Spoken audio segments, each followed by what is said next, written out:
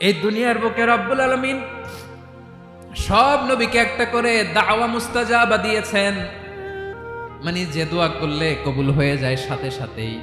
দাও বিহা, দুনিয়ার সব নবীরা ওই দোয়াটা দুনিয়ায় করে ফেলেছে।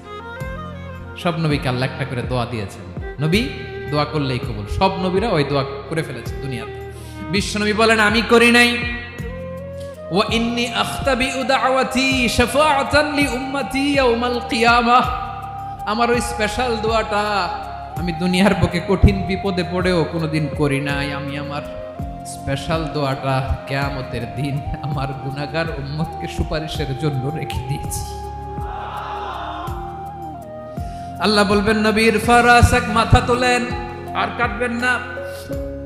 বিশ্বনবী মাথা তুলবেন, আল্লাহ বলবেন সাল তোতা, আপনি যা চাবেন তাই দেব। ওয়াশফা তুশাফা, সুপারিশ করেন, সুপারিশ কবুল করব।